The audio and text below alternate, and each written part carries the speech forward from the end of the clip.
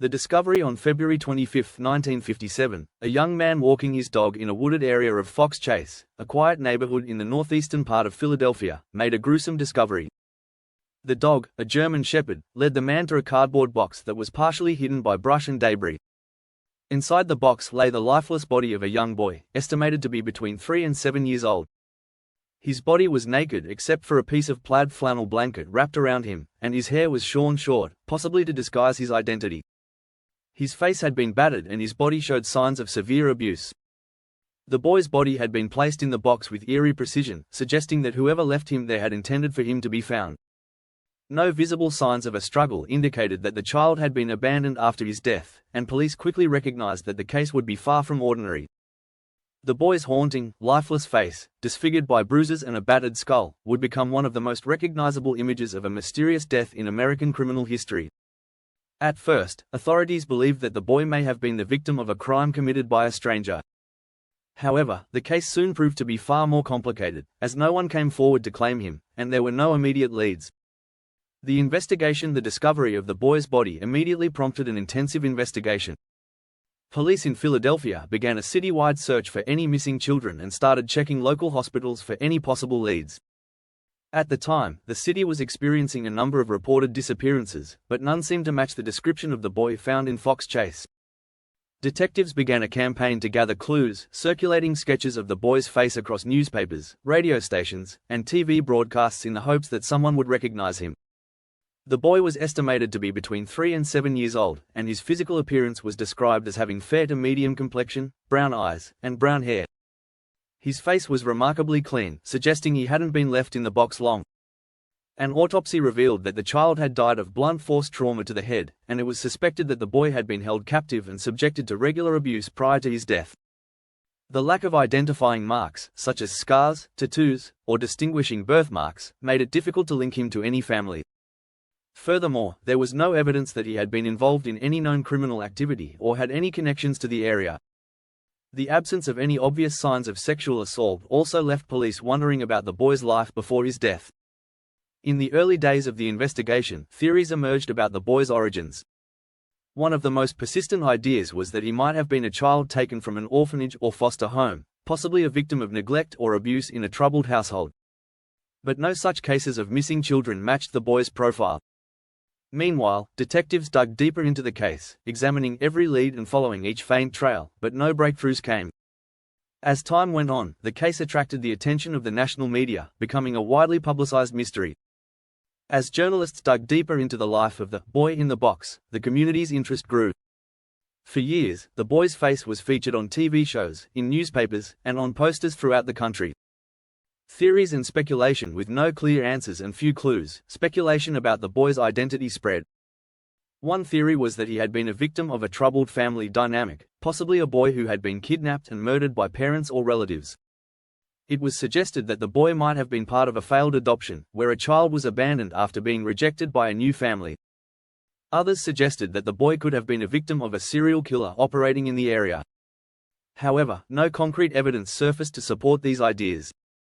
There were even rumors that the boy may have been part of a larger network of child trafficking or even a victim of ritualistic practices, but these theories were eventually dismissed due to lack of hard evidence. The most intriguing theory that emerged in the years following the boy's death involved a possible connection to a nearby family. A woman named M, who was identified as a foster parent, came under suspicion when it was discovered that she had been known to take in children who had been abandoned or neglected. According to some reports, M had a history of violent outbursts and had been seen in the vicinity of the Fox Chase area around the time of the boy's death. However, after a thorough investigation, M was never charged with the crime, and the theory remained unsubstantiated. Despite numerous theories and growing public interest, the boy's true identity remained a mystery, and the case grew colder with each passing year. Advances in forensics and new leads. As technology advanced, investigators began to use more sophisticated methods to solve cold cases, including the use of DNA analysis, which had not been available in 1957. In 1998, the Philadelphia Police Department reopened the investigation into the boy in the box case. This marked a significant turning point in the search for answers, as new forensic techniques promised to shed light on the boy's identity and the circumstances surrounding his death. Using DNA analysis, the authorities hoped to trace the boy's genetic markers and potentially identify his family. Despite a significant effort to cross-reference his DNA with databases of missing persons, there were still no hits. The case continued to draw attention, as amateur sleuths and investigative journalists chipped away at the mystery. One of the most persistent investigators was a man named Frank, a journalist who had become obsessed with the case and spent years looking into the boy's background. Frank interviewed witnesses, gathered historical records, and even spent time studying the crime scene to uncover any overlooked clues. His work helped keep the case alive in the public consciousness and pushed authorities to take a deeper look at old files, but still, no breakthrough came. The DNA breakthrough in 2022, a significant breakthrough occurred. Through advances in genetic genealogy, the Philadelphia Police Department was able to make a critical discovery. The boy's DNA was linked to a distant relative through a genealogical database, which eventually led to the identification of the boy as Joseph Augustus Zarelli. He was born in 1954, and his mother, who had been living in the area at the time, was identified as a woman named Barbara. Barbara's identity provided new insight into the boy's life before his death. Investigators learned that Joseph had been born into a difficult family situation. His mother had struggled with substance abuse and had been living in poverty. Barbara had several other children, and some reports indicated that Joseph may have been neglected or abandoned by his mother at an early age. Although the full details of his early years are still unclear, Joseph's tragic life has become a symbol of how vulnerable children can fall through the cracks of society. Barbara Zarelli was interviewed by the police, and it was revealed that she had not seen Joseph in several years before his death. His identity was finally revealed, but the circumstances surrounding his death remain unclear. While some family members were found, they had not been in contact with Joseph for years, and no one could provide a direct link to the person responsible for his death. A legacy of hope and justice. Although the case has not been fully resolved, the identification of Joseph Zarelli as the boy in the box offers a sense of closure to a decades-long mystery. The case continues to serve as a reminder of the importance of child protection, the need for justice for vulnerable children, and the power of forensic technology to solve cold cases. Joseph Zarelli's story, tragic as it is, also serves as a testament to the resilience of the human spirit. For over 60 years, his case remained unsolved, but the determination of investigators, journalists, and the community ultimately brought his story to light. His name is no longer lost to history, and his story is a powerful reminder of the countless children whose lives are impacted by abuse, neglect, and trauma. While the true identity of his killer remains a mystery, Joseph's legacy will continue to inspire the pursuit of justice and the protection of children everywhere. As we remember Joseph, the boy in the box, we reflect on the importance of compassion, vigilance, and advocacy for the most vulnerable among us. And though the case may remain unresolved in some ways, it serves as a poignant reminder that even the smallest, most forgotten voices deserve to be heard. The enduring mystery and ongoing efforts. Even with the identification of Joseph Augustus Zarelli in 2022, many questions remain unanswered. While his identity has finally been established, the circumstances surrounding his death, who killed him, why, and how he came to be abandoned in the box, still linger as unresolved mysteries. Despite the monumental progress made through genetic genealogy and the identification of his family members, the case remains open. Law enforcement continues to encourage anyone with information to come forward, as they work to piece together the events leading to his tragic death. The boy in the box case is one of those rare examples of a mystery that endures for decades, transcending time and place, even after key details come to light. It captures the attention of the public, not only because of the horrific nature of the crime but also because of the universal, heart-wrenching questions it raises. Who was the boy before his life was cut short? Why did no one protect him? Who in his life failed him, or worse, caused his suffering?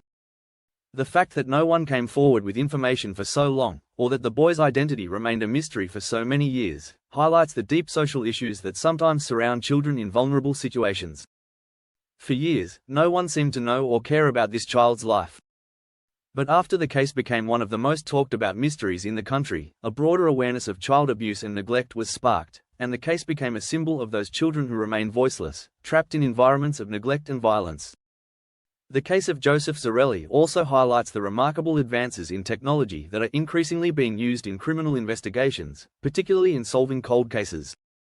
Genetic genealogy, which was once only a theoretical concept, has proven to be an invaluable tool in identifying victims and perpetrators alike.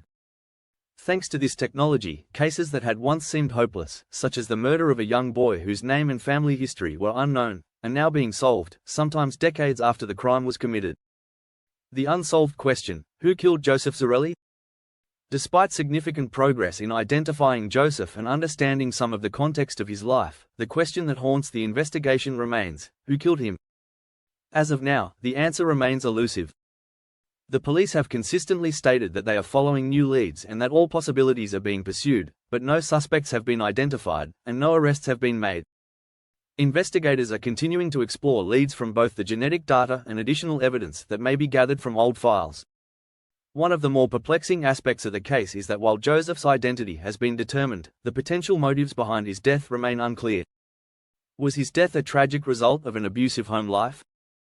Or was there another, darker force at play? The theory that Joseph's parents or guardians could have been involved is one of the most prevalent, but there is no definitive proof. Some investigators have pointed to possible involvement by other family members, but the lack of concrete evidence has left them without a clear direction. Another aspect of the case that complicates the investigation is the time frame between the boy's death and the discovery of his body. The cold case was made all the more difficult by the lapse in time. Forensic technology has improved immensely over the years, but the challenge of solving a decades-old crime is significant, as key pieces of evidence can deteriorate over time, and memories of witnesses and suspects can fade. The cold nature of the case can be deeply frustrating, especially for those following the story. People are drawn to it not just because of the boy's tragic end but also because they long for the closure that is so often denied in cases like this. But in cold cases, closure is not always easily found. Sometimes, it takes a change in perspective, new technology, or a breakthrough discovery to bring justice where none seemed possible. The importance of keeping the memory alive. Though the case remains unsolved, it is crucial to remember why it has continued to resonate so deeply with people over the years. The boy in the box is not just a cold case, it is a symbol of the innocent lives lost too soon.